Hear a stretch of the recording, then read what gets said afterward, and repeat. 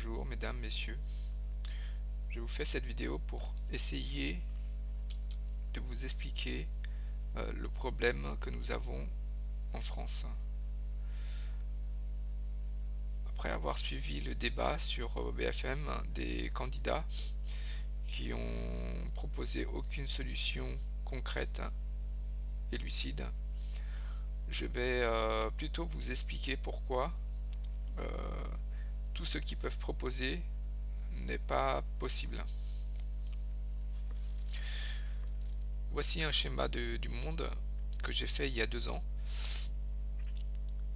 Le PIB mondial a évolué entre-temps, il doit être à 77 000 milliards. L'Europe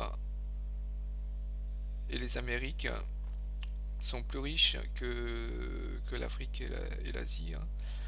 Donc, comme vous le voyez, j'ai résumé un peu le schéma en disant que un jour de travail en Europe équivaut à 3,8 jours en Asie et à 12,97 jours en Afrique.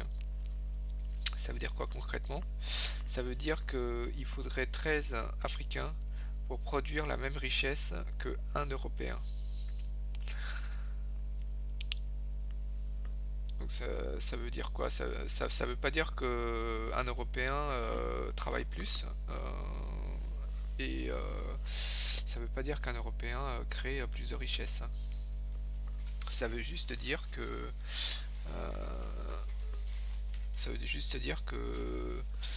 pour que un Africain puisse profiter des mêmes choses et du même pouvoir d'achat et des mêmes niveaux de vie qu'un Français, il faudra qu'il travaille 13 fois plus. Voilà. Donc c'est énorme, hein. Et donc c'est historique, hein. Donc pour l'Asie c'est pareil, hein. Pour un jour français, nous bénéficions d'environ 4 jours asiatiques. Mais ça, ce sont les chiffres d'il y a 2 ans. Nous pouvons aujourd'hui aller sur internet et chercher. Alors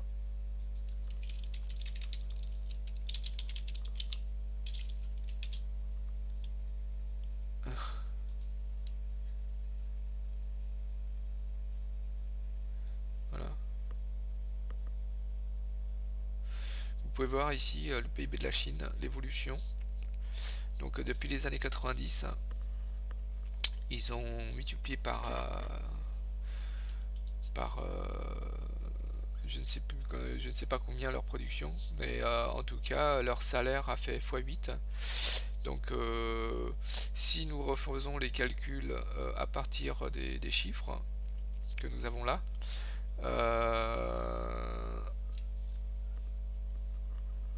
il y a 25 ans, un Chinois gagnait donc 150 euros par mois. Donc notre niveau de vie était quasiment 5 fois plus élevé. Parce que donc là je parle de la Chine, hein, pas de l'Asie complet. Donc c'est pour ça que les chiffres ici ne correspondent pas exactement. Parce que en Asie il y a l'Indochine, hein, où le salaire moyen il est de 150 euros. Et aujourd'hui en Chine il serait plus de 800 euros que de 500. Donc la moyenne fait que ce que je vous explique pour la Chine ne correspond pas au schéma de l'Asie entier. Voilà. Donc ça veut dire quoi? Ça veut dire que pour une journée française, une journée de travail française, on bénéficiait il y a 20-30 ans de 15 jours chinois. Je dirais même asiatique, puisque l'Indochine n'a pas évolué comme la Chine et donc est restée à des niveaux de salaire très bas. Donc la perte de notre pouvoir d'achat est liée à l'évolution de la Chine et de l'Afrique hein, aujourd'hui. Donc il y a 20-30 ans, on avait 5 fois plus de pouvoir d'achat parce que la main-d'œuvre dans les pays asiatiques et africains était beaucoup plus bas. Voilà. Et donc, ce que je veux dire, c'est que les politiciens aujourd'hui que j'ai vus dans les émissions, dans les débats, ne remontent pas ce problème. Notre pouvoir d'achat est forcément mené à se réduire si les pays pauvres commençaient à avoir des revenus pour avoir une vie décente. Et donc, si, si nous ne prévoyons pas de faire une guerre et d'aller démolir l'Asie et l'Afrique, nous serons contraints à voir notre niveau de vie baisser. Voilà. Donc ça c'est mathématique, hein, on n'y pourra rien. Et il faudrait plus trouver une solution pour savoir comment on va pouvoir se débrouiller avec des moindres revenus et savoir comment nous allons gérer tout ça. Donc moi ce que je pense hein, c'est que les Français ne veulent pas forcément aller coloniser ou aller bombarder des pays comme on l'avait fait historiquement. Mais que aujourd'hui la colère est plus dans l'incompréhension de la politique et de leur baisse d'achat. Et donc moi ce que je pense hein, c'est que la France produit une certaine richesse et pour que tout le monde puisse accepter cette baisse du pouvoir d'achat, il faudrait que nous puissions ensemble décider de ce qu'on fait de cette production et que ça ne soit pas un seul homme politique avec ses ministres qui décide de tout et, euh, et qui nous laisse pas la visibilité de ce qui se passe. Donc je ne dis pas que les hommes politiques font mal les choses ou qui utilisent l'argent pour des fins personnelles ou pour des enrichissements personnels. Je dis juste que l'argent qui arrive au pouvoir dans les caisses de l'État, c'est assez flou pour une personne lambda comme, comme les citoyens parce que on n'est pas assez intelligent pour aller fouiller dans les sites de l'INSEE, aller fouiller dans les informations des sites de l'État pour voir réellement où l'argent est parti. Voilà. Et donc cela crée une incompréhension et derrière quand on ne comprend pas ça crée de la violence et beaucoup d'imagination sur où va l'argent de nos impôts et de nos charges. Moi, ce que je propose aujourd'hui, c'est de vous éclaircir sur l'économie mondiale hein, pour savoir pourquoi notre pouvoir d'achat est en train de disparaître et de proposer des solutions pour pouvoir gérer tout ça correctement et dans l'entente de tous les citoyens de notre pays. Donc, ce que je propose, c'est dans le prochain quinquennat qui va arriver, un système où nous allons pouvoir donner le pouvoir aux personnes, aux citoyens de changer de décision à n'importe quel moment pour pouvoir, pour pouvoir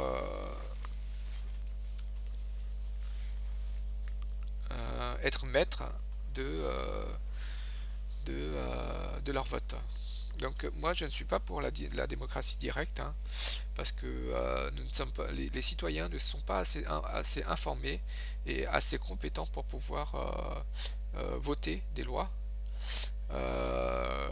sur l'économie, sur le social, on n'est pas assez compétent pour pouvoir gérer tout ça.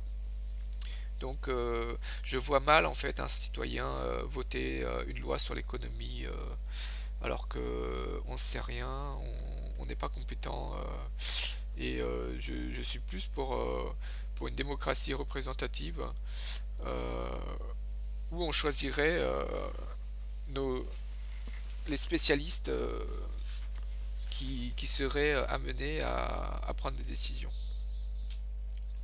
Voilà. Et donc, ce que je peux vous proposer, c'est une application donc, qui sera disponible sur toutes les plateformes, hein, smartphone, PC, et donc cette application est assez simple. Elle va vous donner un jeton que vous pourrez donner à n'importe qui. Voilà. Donc, donc chaque citoyen peut devenir un collecteur, hein, où chaque citoyen peut donner son jeton à la personne qui, qui, qui, en qui il a confiance et en qui il voudrait que cette personne le représente. Voilà. Et donc, je ne vais pas rentrer dans les détails de l'application parce que au niveau de la sécurité de cette application, j'ai les moyens de vous donner les spécifications techniques afin que l'application soit totalement sécurisée et que on peut éventuellement faire en sorte qu'une personne ne puisse pas être sous l'influence d'une autre personne pour voter et qu'il le fasse par, par, toute, par toute connaissance et par son choix lui-même. Et donc il y aura des moyens très concrets pour pouvoir donner le, la possibilité à cette personne de voter pour la personne qu'il a voulu. Voilà. Et donc, je pense que cette démocratie représentative est beaucoup plus parlant pour notre génération, parce que le fait de pouvoir donner le jeton à qui on veut et le reprendre à qui on veut, pour pouvoir le donner à une autre personne quand on veut, bah, ça peut ça donne ça donne à chaque citoyen d'être maître de son vote à chaque instant. Voyez. Et donc ce système, je pense qu'il n'y a que ce système qui pourra fonctionner en France parce que on est trop divisé et il y a trop de partis et le problème c'est que quand un parti monte au pouvoir, il décide pour tout le monde et c'est compliqué à gérer après parce que quand on est 20% de la population à monter au pouvoir, on impose aux 80 autres ces idéologies et c'est compliqué à faire accepter aux gens. Mais je ne conteste pas que les choses que les gouvernements font sont, sont bien, vous voyez. Mais mais le problème, c'est qu'ils font des choses qui sont à l'encontre des 80% des gens qui n'ont pas voté pour eux. Voilà. Donc voilà, je vous ai fait cette vidéo pour vous expliquer le problème, hein. Donc le problème est insolvable si la politique aide d'augmenter le pouvoir d'achat puisque on ne pourra pas imposer la Chine et l'Afrique de garder leur niveau de vie actuel, et ils vont forcément évoluer. L'Indochine va forcément évoluer. Les Indes sont en train d'évoluer et vont forcément encore évoluer. Pareil pour l'Afrique. Donc cette richesse va être transférée dans ces pays. Et nous, en Europe, on va forcément avoir une baisse de pouvoir d'achat, même en Amérique, hein. Donc euh, voilà. Euh, cette vidéo vous explique la vérité, et donc il n'y a aucun politicien qui vous dira ça, hein, parce que comme on sait, dès qu'on va accuser des sources extérieures de la France, euh, les gens les gens vont les opposants vont utiliser ces mots pour pouvoir discréditer le pouvoir en place. Et donc, en exemple, je peux vous dire que Macron, il a dit un jour que la France avait commis des, des, euh, des crimes contre l'humanité, et ça a fait polémique. Et les opposants ont utilisé cette phrase pour pouvoir discréditer le pouvoir, hein. Mais bon, je pense que ça soit Macron ou n'importe qui le dit, si c'est un homme politique qui le dit, c'est sa carrière, elle en prend un coup, vous voyez. Donc je pense que les politiciens ne peuvent pas tout dire, et qu'ils ne peuvent pas vous expliquer ce que je suis en train de vous expliquer, pour ne pas éveiller des colères, et pour ne pas donner des justifications aux opposants, afin de les discréditer. Bon voilà, si vous avez des questions sur le fonctionnement de tout ça, de toute cette mécanique, je suis prêt à vous répondre. Tout est logique, hein. Y a rien de compliqué.